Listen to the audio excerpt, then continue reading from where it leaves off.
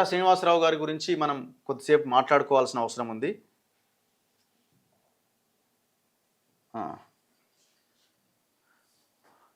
కోట శ్రీనివాసరావు గారు ఆయన అనారోగ్య కారణాల రీత్యా ప్రాణాలు కోల్పోవడం జరిగింది. ఇవాళ ఉదయం తెల్లవారుజామున ఆయన మరణించినట్టుగా మనకి తెలుస్తూ ఉన్నది.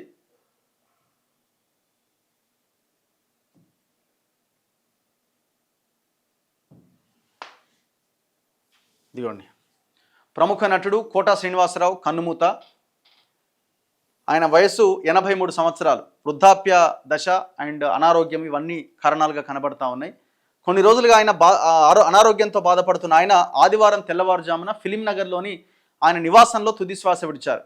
ఇక కోట శ్రీనివాసరావు యాక్టింగ్ గురించి మనం అసలు ఇక నభూతో అన్నట్టుగా ఉంటుంది. ఆయనని రీప్లేస్ చేయడం అన్నది కూడా కష్టమే. ఎన్నో సినిమాల్లో చాలా అద్భుతమైన విలన్ రోల్స్ ఆయన చేపట్టినవి. 1942 జూలై 10వ తేదీన కృష్ణా జిల్లా కంకిపాడులో కోట శ్రీనివాసరావు జన్మించారు. 1968లో రుక్మిణి అనే ఆమెని పెళ్లి చేసుకున్నారు. ఆయనకి 2 కుమార్తెలు, 1 కుమారుడు. కోట శ్రీనివాసరావు కుమారుడు కోట ప్రసాద్ 2010 జూన్ 21న రోడ్డు ప్రమాదంలో చనిపోయిండు. అందరికీ తెలిసిందే. సినిమాల్లోకి రాకముందు కోట శ్రీనివాసరావు స్టేట్ బ్యాంకులో పనిచేసేవాళ్ళట. తమిళం, హిందీ, కన్నడ చిత్రాల్లో కూడా నటించారు. 9 నంది పురస్కారాలు అందుకున్నాడు. 1 కాదు 2 కాదు, 9 నంది పురస్కారాలు. ప్రతిఘటన అనే సినిమాకు 1985లో ఆయన అవార్డు అందుకున్నాడు. గాయం సినిమా 1993 అసలు అద్భుతమైన రోల్స్ ఇందులో. తీర్పు 1994, లిటిల్ సోల్జర్స్ 1996, గణేష్ సినిమా 1998లో, చిన్న 2000 సంవత్సరంలో, పెండ్లైన కొత్తలో 2006లో, ఆ నలుగురు సినిమాలో 2004లో, పృథ్వీనారాయణ 2002లో ఈ చిత్రాలకు గాను నంది అవార్డులు అందుకున్నారు. 2012లో చిత్రం వందే జగద్గురుం సినిమాకు సైమా అవార్డు కూడా అందుకున్నారు. 2015లో అప్పటి రాష్ట్రపతి ప్రణబ్ ముఖర్జీ చేతుల మీదుగా పద్మశ్రీ పురస్కారం కూడా అందుకున్నారు. దర్శక నిర్మాత క్రాంతి కుమార్ వెండితెరపై కోట శ్రీనివాసరావుకు తొలి అవకాశం ఇచ్చారు. 1999, 2004 వరకు విజయవాడ తూర్పు నియోజకవర్గ బీజేపీ ఎమ్మెల్యేగా కూడా పనిచేశారు. సో ఆయనకు పొలిటికల్ లైఫ్ కూడా ఉన్నది. సో పొలిటికల్ కెరీర్లో ఆయన 1999 నుంచి 2004 వరకు విజయవాడ ఈస్ట్ ఎమ్మెల్యేగా, బీజేపీ ఎమ్మెల్యేగా పనిచేశారు. ఆయన బీజేపీలోనే ఉన్నారు. 1978లో ప్రాణం ఖరీదుతో సినిమా రంగంలోకి అరంగేట్రం చేశారు. 4 దశాబ్దాల సినీ ప్రయాణంలో ఎన్నో విలక్షణ పాత్రలు పోషించారు. 750కి పైగా చిత్రాల్లో నటించారు ఆయన. 750 మూవీస్. తన నటనతో విలనిజానికి కొత్త అర్థం చెప్పిన విలక్షణ నటుడు కోట శ్రీనివాసరావు. రంగస్థల నటుడిగా ఎన్నో ఏండ్ల పాటు అలరించిన ఆయన ప్రాణం ఖరీదు సినిమాతో వెండితెరకు ఎంట్రీ ఇచ్చారు. కెరియర్ ఆరంభంలో సహాయ నటుడు, ప్రతినాయకుడిగా విభిన్నమైన చిత్రాల్లో నటించి తెలుగు ప్రేక్షకుల్ని అలరించారు. సూపర్ స్టార్ కృష్ణ, చిరంజీవి, బాలకృష్ణ, నాగార్జున, వెంకటేష్, మహేష్ బాబు, పవన్ కళ్యాణ్, సాయి ధరమ్ తేజ్ ఇలా టాలీవుడ్ అగ్ర యువ హీరోలతో కలిసి ఆయన పనిచేశారు. అహనా పెళ్ళంట, ప్రతిఘటన, యముడికి మొగుడు, ఖైదీ నెంబర్ 786, శివ, బొబ్బిలి రాజా, యమలీల, సంతోషం, బొమ్మరిల్లు, అతడు, రేసుగుర్రం ఇలాంటి ఎన్నో చిత్రాలు ఆయనకు మంచి గుర్తింపు తెచ్చిపెట్టాయి. ఇక ఆయన చెప్పుకుంటూ పోతే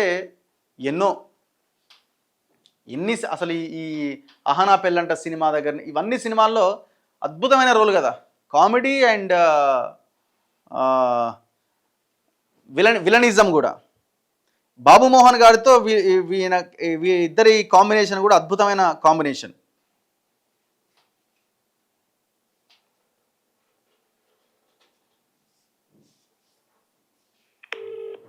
ఒకసారి బాబు మోహన్ గారికి కాల్ చేద్దాము, మరి లిఫ్ట్ చేస్తారో లేదో.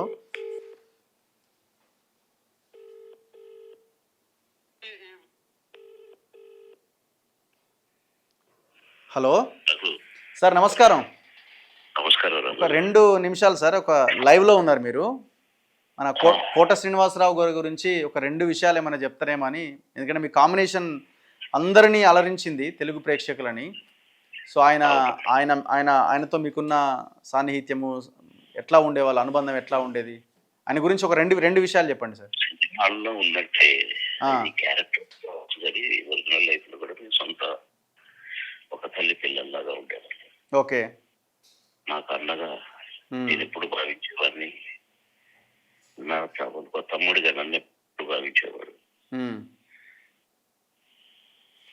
ఓకే. చాలా ఉండేది. ఇల్లు కూడా పక్క పక్కనే, అటు పక్క ఇటు పక్క కోటన్న ఇల్లు. ఓకే. సో లాస్ట్ ఎప్పుడు మాట్లాడినారు సార్? రెగ్యులర్గా మీరు టచ్లో ఉంటారా? మొన్న నైట్ మాట్లాడినా, మొన్న ఈవినింగ్. ఓకే. నిన్న నేను వెళ్ళాలనుకున్నాను, కానీ ఇవాళ వెళ్ళాలని డిసైడ్ అయ్యాను. అరే అరే అరే రేపు వస్తున్నా నేనని చెప్పిన, నిన్న వెళ్ళాలని. ఓకే. కానీ నిన్న వద్దులే, అంటే నాకు కొద్దిగా నైట్ లేట్ అయింది.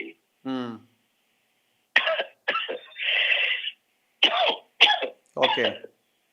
ఇవాళ పోయి కలవాలనుకున్నాను, కానీ ఇలా కలవాల్సి వస్తుందని అనుకోలేదు బాధగా. థ్యాంక్ యూ సార్, ఉంటాను. Right, thank you. సో ఇది బాబు మోహన్ గారు చెప్తున్నారు, ఎందుకంటే వాళ్ళ కాంబినేషన్ అందరినీ చాలా ఆకట్టుకునే కాంబినేషన్ వాళ్ళది. సో ఆయన యాక్చువల్గా ఇవాళ ఆయన్ని వెళ్ళి కలవాల్సి ఉండేనట, కానీ అంతలోనే ఆయన ప్రాణం పోయింది. సో ఆయన వయసు 83 సంవత్సరాలు, ఏజ్ పైబడ్డం ఒకటి, అండ్ రెండోది ఆయన అనారోగ్యము. ఆయన తన కొడుకు చనిపోయినప్పటి నుంచి కూడా కొంత డిప్రెషన్లోనే ఉన్నాడు.